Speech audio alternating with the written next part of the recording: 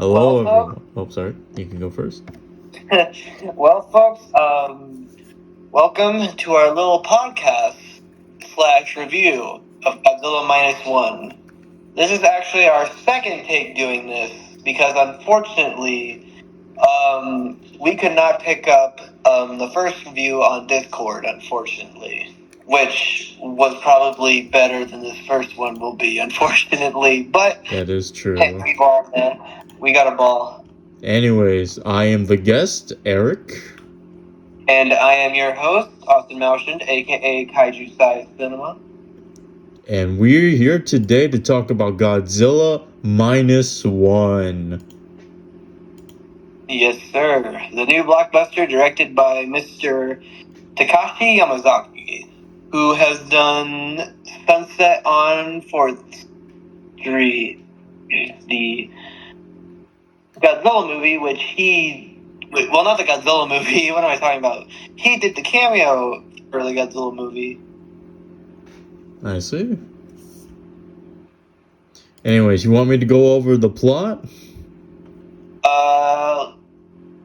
You know what? Should we keep this non-spoiler or spoil it, or maybe just do like something more concise, or not concise. What am I talking about? That's the word for it. Honestly, we don't have to go fully over into the plot. Honestly, we could just talk about spoilers without mentioning the plot because, Yeah, I guess that's true. But for a summary, basically, the film follows our main character, Shigeshima, a former kamikaze pilot who fought during the Second World War, who ends up abandoning his mission of, kamikazing so that he can live. However, on the island that he goes to, Odo Island, he and the engineers on the island end up getting attacked by none other than Godzilla suddenly. And when Shima has the opportunity to kill Godzilla, unfortunately, he gets scared and does not, leading to the deaths of all the mechanics on the island, except for one, Tachibana-san. Tachibana-san! 立花さんなぜ見てるんです立花さん So, after coming back from war, he runs into a woman and her child named Ririk. Wait, you know what? You have the notes. Say it again for the audience. Yeah, it's Noriko, and the baby's name is Akiko. Thank you. And basically, in the ashes of war, they kind of build a makeshift family, but unfortunately, due to an atomic bomb testing in 1947, Godzilla ends up coming back to Japan. So, Eric, what did you think of this movie? Peak Godzilla. I will say it again. Peak Godzilla. This movie was excellent. Its characters, its atmosphere, its tone, its themes, its morals. All around a great movie. What about you, Austin? Same here, man. Just like I said before, Godzilla -1 is definitely the best Godzilla movie that we've had in a while, and pretty much eclipses like all of the previous Godzilla movies by years of technological development and script writing. Yep. Alright, so I'd say let's go into characters first, because the characters, we agreed upon carry this movie heavily. That is right. Which is shocking to say, considering, Godzilla movies usually, don't really focus that well on the human characters. And when they do, it's kind of forgettable and, you want them to do and go away. But in this movie, you are invested. You are invested in these characters. Like Shikishima, with his relationship with, Noriko,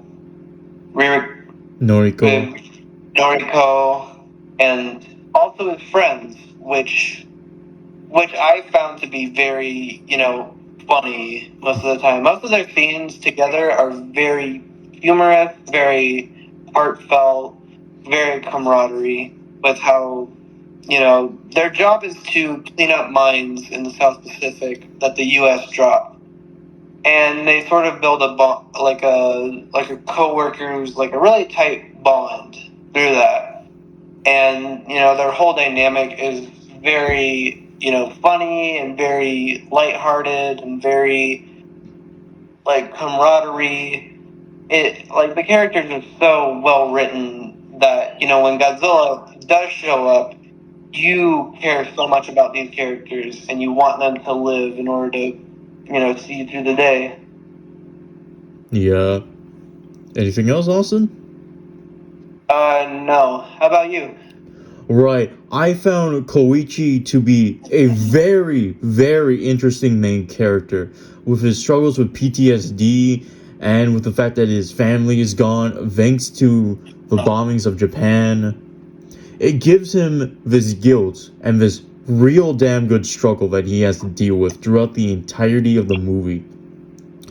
It especially doesn't help if we are going with spoilers, which, if I should say right now, if you're watching this right now, please click off the video. It is very good. Godzilla Minus One is a recommendation by me and Austin, and I recommend going in this thing blind. But anyways, you have been warned. Noriko, during the half part of the film, is presumably dead. After Godzilla launches his atomic breath at the tanks, almost everyone near the vicinity is first pulled into Godzilla and is assumedly dead.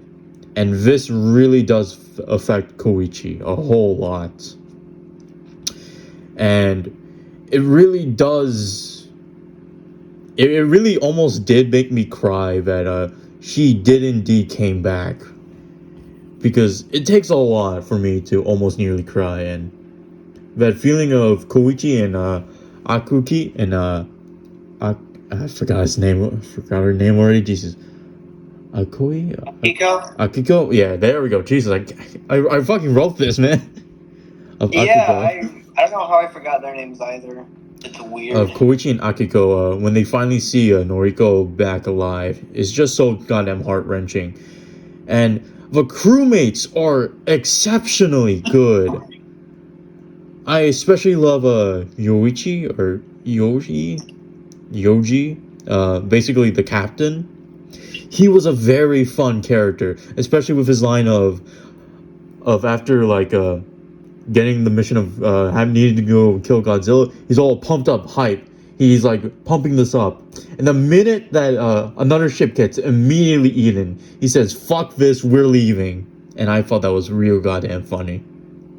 Yeah, and that whole scene actually. Now that that whole scene where they're driving the boat and away from Godzilla, and they're just dropping mines in order to exploding him in his face. It's just such a really good scene. Yeah. But yeah, continue on. Is there anything else I want to go say about the characters? Not fully. If I have to go say something, Noda was kind of sort of like our version of Serizawa for this film, and I really do like the young person, Shiro, that appears with him. Ultimately, the cast and crew are amazing, and they really do carry the film. Yeah, totally. Now, actually, we didn't talk about this in the first one. Alright. But what did you think of Godzilla? His design, the way he was, brought to life. What did you think of that? Ooh, no, I did not think of this. Godzilla within the film does a pretty damn good job. And the fact that you can actually see the scars on his face, thanks to the mines and thanks to the atomic bomb, really adds detail to him. Yeah, I like how, he heals. Like obviously he heals, Yeah. but Oh. it's not like where it just looks like just Godzilla right after he takes on battle damage, and parts of his skin are a bit more whiter in some paler in some areas, because that's where bombs went off and where he got hit by battleship shelling and tank fire. It's just a really good idea to keep that damage along with him throughout the movie, instead of hiding it away because it's like a suit. Right, what I did really like the fact was we actually got to see Godzilla regenerate, which I found was really interesting. I'm not quite sure if any other Godzilla film has done this. I'm trying to remember, but I don't think we have. Unless you're Godzilla did it. Really? Yeah, not really. Now that you mention it, even when there's mentions that, oh, he regenerated, there's never a scene where you actually can see him regenerate. You just kind of assume it, since he looks fine in the next scene. But in this one, you actually get a close up of his face, and he swallowed a mine and it went off in his face. So his jaw is all screwed up and everything. And then you see it build back up, to the the way it was before, except now it's kind of it's paler, and it looks it was just replaced, and not just it was just before. Yeah. If I also have to go say one thing about Godzilla, I like the fact that he wasn't taken out by some sort of super science thing. He was taken out by conventional means of sorts. I mean, it's still pretty fantastical, but it's grounded in reality enough. It's not like an oxygen destroyer or a Super X. Right. It's a grounded way, to take him out. And it's based in scientific fact. Yeah. And I like the fact that it almost technically kind of worked. Yeah, it did. It did almost work. It would have worked, but Godzilla's gonna Godzilla, so obviously he's gonna still live through it. Yeah.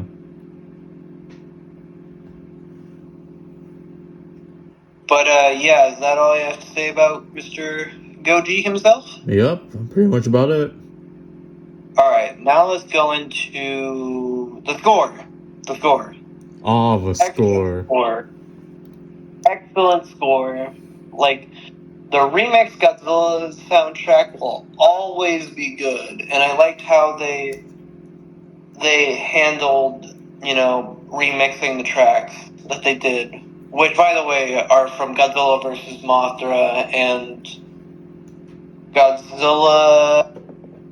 Wait, no, was it King Kong versus Godzilla? Oh wait, no. Right, it was Godzilla versus Destroya, technically. Even though the one score is from King Kong versus Godzilla, technically, because they have King Kong's theme kind of in that score. I don't know if you've seen King Kong versus Godzilla, but I somewhat have, yeah. But it has that kind. But it has Kong, the Toho Kong Theme? Yeah, I think theme. I think I know what you're talking about. Yeah. The drums and stuff like that, where he gets drunk off of the berry juice, and Oh yeah. They start singing. Yeah. And the news forming was phenomenal as well, because there's two that come to mind. One's the one where when Godzilla shows up or something bad's about to happen, something shit's about to go down. Mm-hmm. And then there's another one where it's where Shigeshima gets in like a fighter plane to go fight Godzilla, and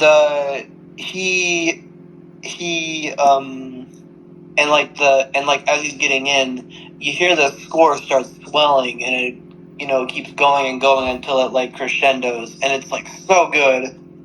Yeah. Do you have anything to say about that? Not really. I will say the score is pretty good, but that's all I really got for it.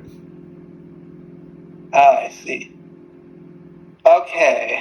Well, now we need to move on. Move on into how well Godzilla -1 is done. Not only like in Japan, but also in the States, especially in the States. Yeah. Because -1 is done extremely well in Japan, obviously, but shockingly, in nearly like 19 years, a Japanese movie has, and specifically this Godzilla movie, has reached #1 at the box office. And this is like the first live action Japanese movie that has reached the top of the box office like in 19 years, which I'm actually curious to see which movie originally was the highest one. And it's eclipsed pretty much all of like Disney's like profits from their animated works and like such and such. Yeah. And the one thing that I didn't really think about that much was the budget of this movie. Like, people were freaking out, like, oh, it's only 15 million and stuff like that. And I'm like, yeah, but you can get away with making an amazing movie with 15 million. Then I look at the other films that have come out this year, like Wish, Napoleon. What else?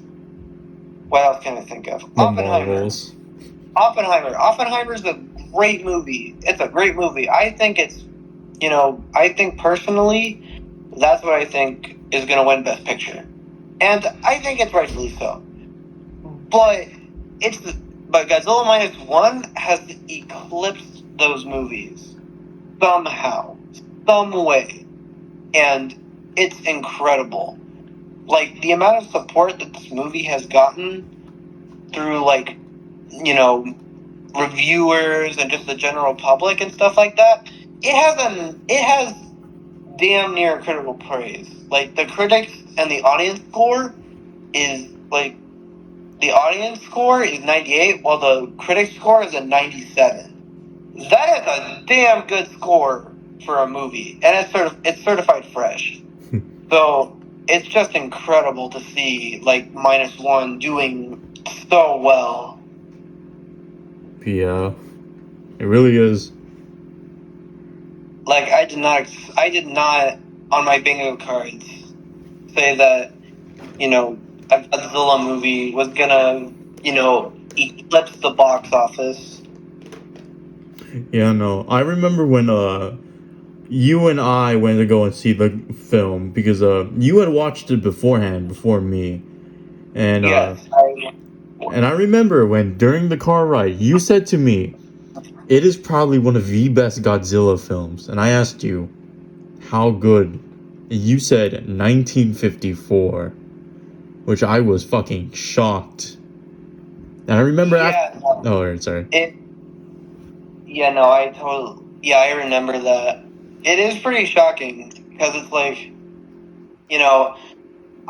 there hasn't been something as good as 1954 since originally 1954. Like, I feel like, the movies have, they've garnered their own popularities and stuff like that, but nothing can touch 1954, right? Yes. But now 1954 has, I think, probably been like dethroned as the new standard bearer. Like, this is like the new standard bearer of what, Godzilla can be. Like, what a Godzilla movie can achieve. Right. We'll probably go and touch on this subject a little bit later because this is, of course, the main big topic. But anyways, yeah, Godzilla minus one for me is movie of the year, no question. I haven't seen Oppenheimer, which I will be admitting that. But ultimately, Godzilla minus one does a whole lot of things right here. And while, yes, I did watch Across the Spider-Verse, and I will say that the visual effects for Spider-Verse is probably a lot more better than Godzilla, ultimately, I feel as if Godzilla just beats it out within the story departments. And it's really damn good. Alright, Austin, anything else? No. Let's just get on with the big question. Actually, beforehand, I'm gonna go mention a few fun facts. Now, during the first goddamn take that we did this, and it was so damn good to see Austin's reactions to half of this. Yeah, it's kind of unfortunate. But basically, there are a whole, well, not really a whole bunch, but a surprising amount of references to other series within Godzilla minus one.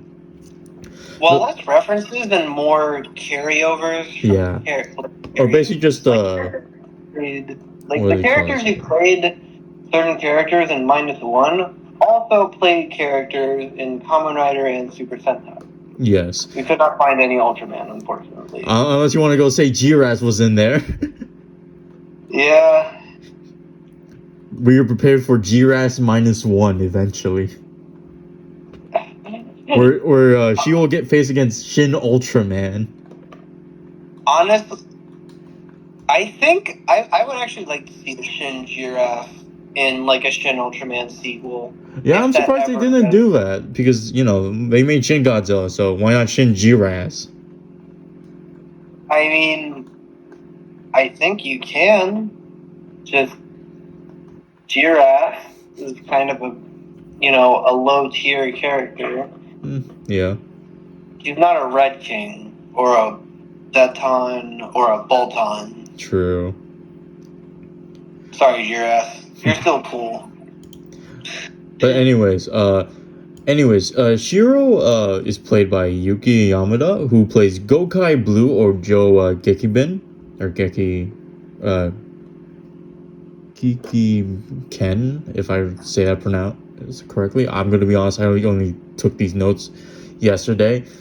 Noriko is played by Yamina Hanabe, who plays Ryuko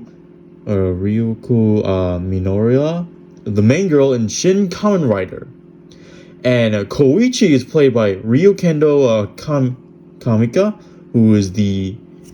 who played the Overlord of Darkness and the Overlord of Light young versions in Kamen Rider Agito. Which is insane. Yeah, because I remember you were fucking freaking out when I told you that. I mean, yeah, I did not expect the Overlord of Darkness and the Overlord of Light, young, like he was only a kid when he played the main villain and the main good entity of a Kamen Rider show, which is crazy to me. And the fact that this thing came, yeah, which came out in 2021 is really surprising. Even I was shell shocked about this when I searched this up yesterday. Yeah. He also played as Kenkaro or the Bakuru Triceratops human form in episode 36 of Bakuru Sentai Aba Ranger. And of course, funny enough, this man has played two Koichis, in which he played Koichi Hirose in a live-action JoJo Bizarre Adventure Diamond is Unbreakable, the live-action adaptation. I.e. Which is also shocking to me. Yeah. Also, pretty insane to me as well. And if you guys don't know who Koichi is within JoJo's Bizarre Adventure, he's the small dude with a green uniform, white hair, and he says the iconic line. Actually, it's not his line technically. It's his stand line where he says, "Okay, master, let's kill the whole." Okay, master. Let's kill the whole beach. An actual line in JoJo Bizarre's Adventure. I mean, it's not the bizarrest line set in the series, is it now? And the music composer did work, or hang on, I should first say his name, Noriko Sato. He did work on 2024-2029's Pretty Cure series and the film All Stars DX films music.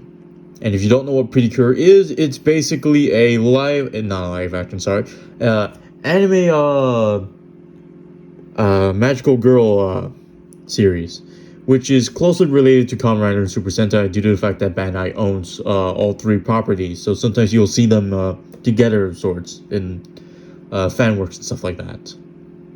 And of course, as stated before, no Ultraman people, or no affiliation with Ultraman in any sorts of the way, which I found real goddamn disappointing because it was goddamn funny to me that there's a character named Tachibana-san, or just Tachibana, and there were like these so many fucking there's like so many actors who have done so many different roles in other tokusatsu series. I thought it would be real damn funny that we were to go all the way back, like do a full on 180 and have someone from Ultraman, because as we all know,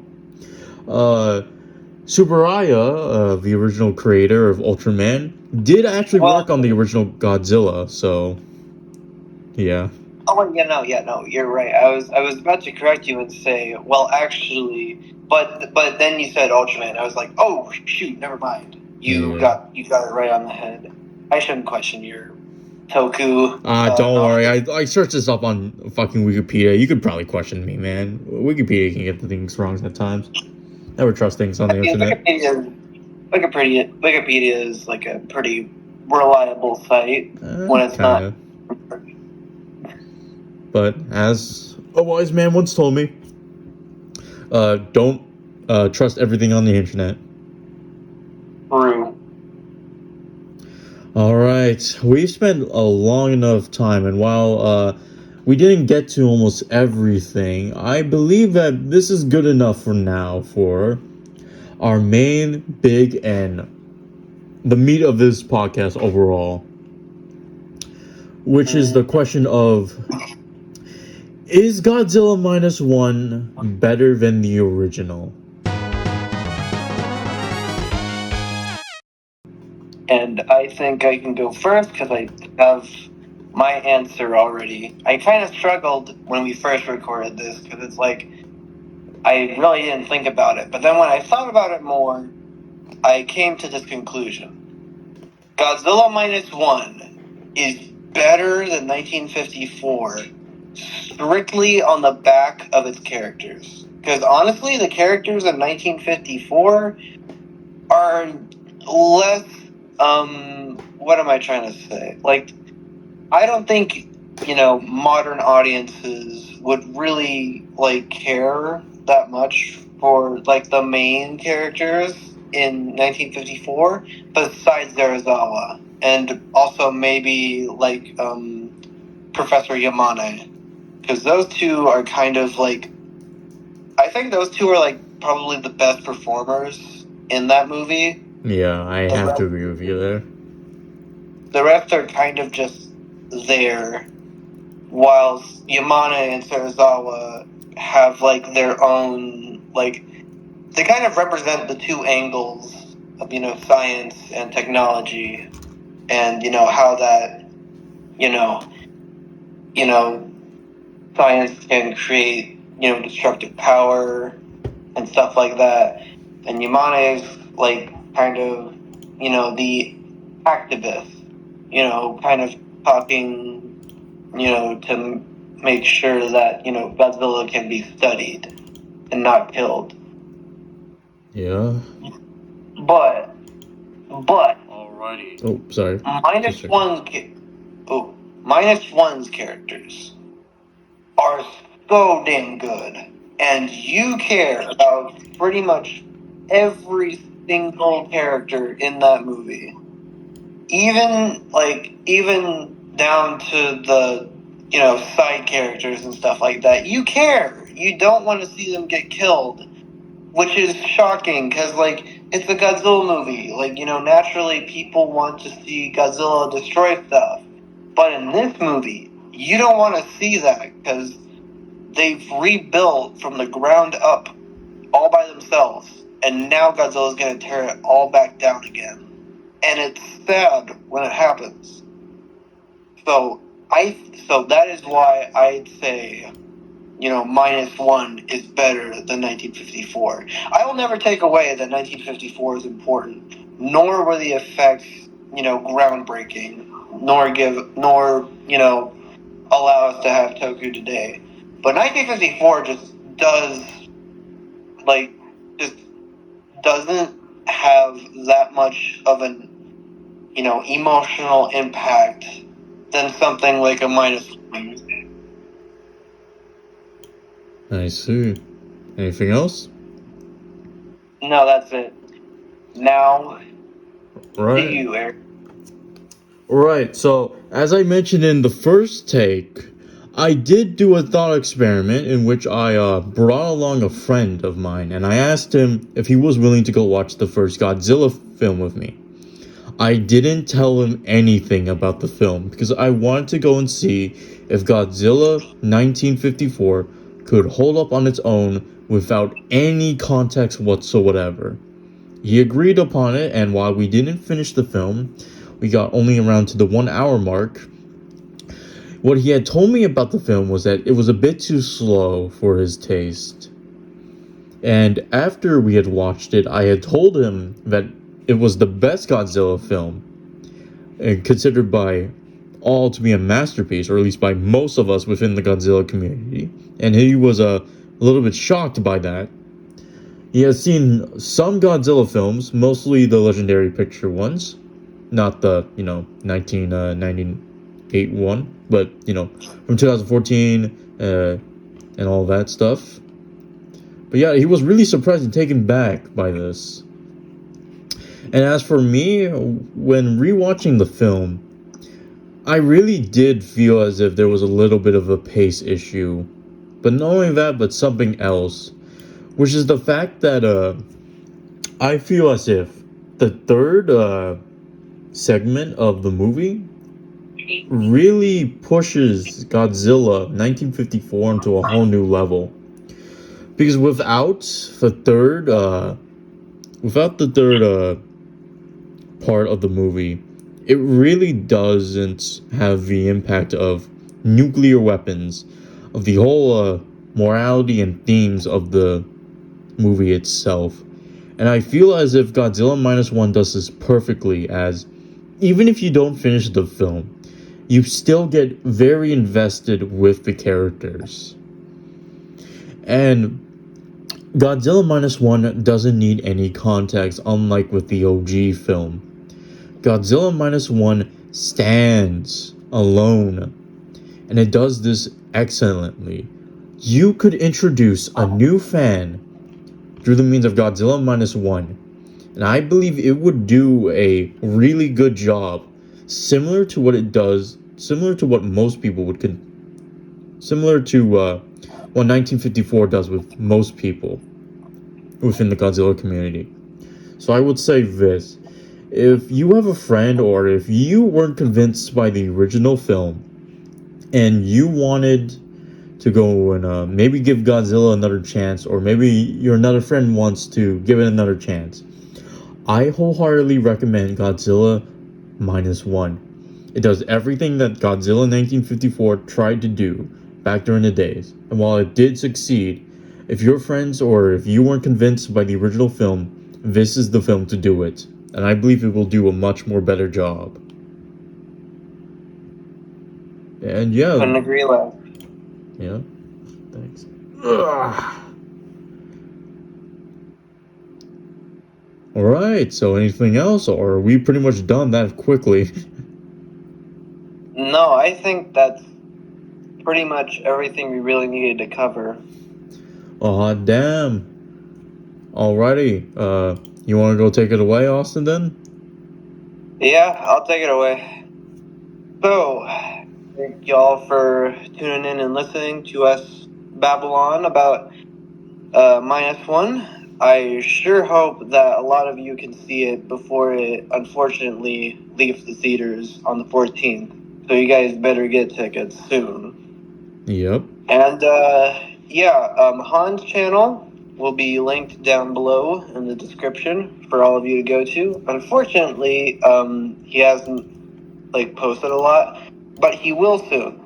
And I know damn well that we're gonna do another podcast soon on Mobile Suit Gundam Hathaway. It's about goddamn time. Yeah, it's about damn time. So, thank you for tuning in, and we'll see you around. Say your goodbyes, Han. Alright, see you all and have a good day.